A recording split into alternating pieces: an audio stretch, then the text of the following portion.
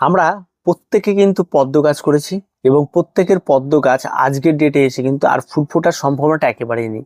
যারা মোটামুটি ভাবে শেষের দিকে এসে মোটামুটি অক্টোবরের দিকে অনেকে টিউবার বসিয়েছিলেন এবং সেক্ষেত্রে কিন্তু তাদের গাছে হয়তো ফুল ফুটে গেছে বা গাছগুলি খুব একটা ভালো গ্রো খুব একটা হবে না, যেহেতু একটা ঠান্ডা ঠান্ডা ভাব চলে আসে সেই জন্য। আর পদ্ম গাছ মূলত হচ্ছে গরমের গাছ, যত বেশি গরম থাকে তত এই সমস্ত গাছগুলি ভালো থাকে। আর যেহেতু এখন শীতকালের দিকে যাচ্ছে তাই এই সমস্ত পদ্মের কিন্তু একটা ডরমেটরি পিরিয়ড চলবে। আর এই সময় সে আপনার ছাদ বাগানের যে পদ্মের গামলাগুলি রয়েছে সেই পদ্মের গামলাগুলির কিন্তু বেশ কিছু পরিচর্যা করে আপনাকে রেখে দিতে হবে। তবে কিন্তু আগামীতে ফেব্রুয়ারি মাস থেকে যদি স্টার্ট করেন ফেব্রুয়ারি, মার্চ থেকে যদি স্টার্ট করেন মার্চ, সেই সময় গিয়ে খুব ভালো ভালো সুস্বাস্থ্যবান টিউবারগুলি আপনি বের করে রিপোর্ট করতে পারেন। আর এই শীতকাল পুরোটা জুড়ে এই সমস্ত গাছগুলিকে খুব যত্নের সঙ্গে রাখতে হবে। তো চলুন আর দেরি না করে শুরু করা যাক যে শীতকালে আমরা কি করে এই সমস্ত পদ্মের টিউবারগুলিকে যত্ন করে রাখবো। প্রথম যে বিষয়টি রয়েছে সেটা হচ্ছে যে সমস্ত গামলাগুলিতে পদ্মের গাছগুলি রয়েছে সেই সমস্ত গাছগুলি দেখবেন এই সময় আসলে গাছের পাতা উপর থেকে কালো হয়ে পুড়তে শুরু করবে এবং সমস্ত পাতাগুলি একটা সময় এসে নাই হবে। তাই সেই কাজটি হওয়ার আগে আপনি পুরো গামলার পাতাগুলিকে ছেঁটে পরিষ্কার করে দিন।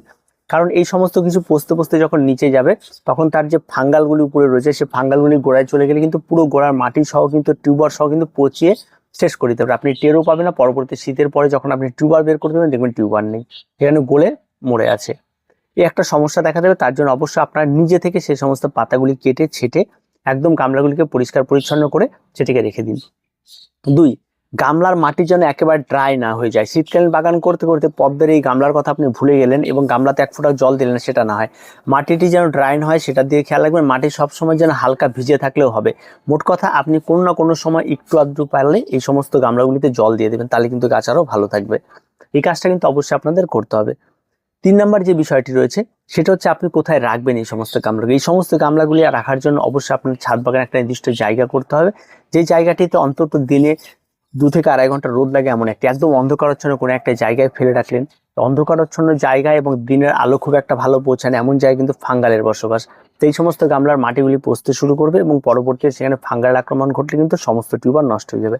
তাই খেয়াল রাখবেন অন্তত যেন সেই গামলাগুলোতে রোদ পড়ে 2 থেকে 2.5 ঘন্টা এমন একটি জায়গা দেখে আপনার এই সমস্ত গামলাগুলিকে রাখবেন, তাহলে আপনার টিউবারগুলি প্রত্যেকটা সংরক্ষিত থাকবে।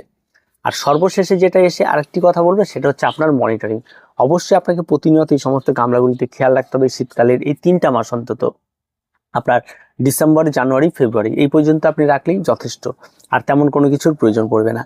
এবার এখানে এসে আপনাকে আরেকটা জিনিস খেয়াল রাখতে হবে, যদি কোনো কারণবশত দেখেন নতুন নতুন দেখবেন ছোট ছোট পাতাও বের হবে, শীতকাল হোক আর যেমনই হোক, এই সমস্ত পাতাগুলি বেরোনোর সঙ্গে সঙ্গে কিন্তু এই সমস্ত পাতাগুলি দেখে আপনি গাছটিকে আবার নতুন করে তোলা বা কিছু করে এই সমস্ত কিছু করবেন না, তাহলে কিন্তু গাছ নষ্ট হতে পারে। আবার অনেকের হয়ে থাকে সেটা হচ্ছে এই সময় এসে টিউবার আবার নতুন করে তুলে ফেলে দেয় বা টিউবারগুলিকে রেখে দেওয়ার চেষ্টা করে, তাহলে কিন্তু টিউবার নষ্ট হয়ে যাবে। টিউবার কোনো রকমের গামলা থেকে তুলবেন না, যেই গামলাতে যেভাবে রয়েছে গাছ সেভাবে আপনার এটাকে ধরে রেখে দিন, দেখবেন আপনার গাছ ভালো থাকবে এবং টিউবারগুলি সংরক্ষিত থাকবে।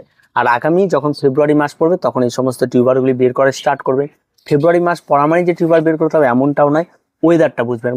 মোট কথা হচ্ছে এই পদ্ম গরমের গাছ, যখনই দেখবেন সূর্যের তীব্র আলো পড়া শুরু হয়েছে, গরম গরম ভাবটা আসতে শুরু করেছে, সেটা ফেব্রুয়ারি মাসের 15 তারিখে পরে হতে পারে বা মার্চের স্টার্টিংয়ে হতে পারে, সেই সমস্ত টাইম থেকে করলে পারফেক্টলি এই সমস্ত গাছগুলি গ্রো নিয়ে নেয়। তো সেই সময় আপনারা এই টিউবারগুলি বের করবেন। কিভাবে টিউবার বের করবেন, কিভাবে কি, তার বিস্তারিত আমরা পরবর্তীতে আপনাদের ভিডিও দিয়ে দেবো। তো আজকে এই পর্যন্ত ছোট্ট টিপগুলি ছিল পদ্ম গাছের জন্য, তাহলে আপনারা সেই সমস্তগুলি একটু সাবধানতার সঙ্গে রাখুন, আপনার গাছগুলি ভালো থাকবে। তো আজকে এই পর্যন্ত, দেখা হয় পরবর্তী ভিডিওতে। প্রত্যেকে ভালো থাকবেন, প্রত্যেকে সুস্থ থাকবেন, আর চ্যানেলটিকে অবশ্যই সাবস্ক্রাইব করে রাখবেন।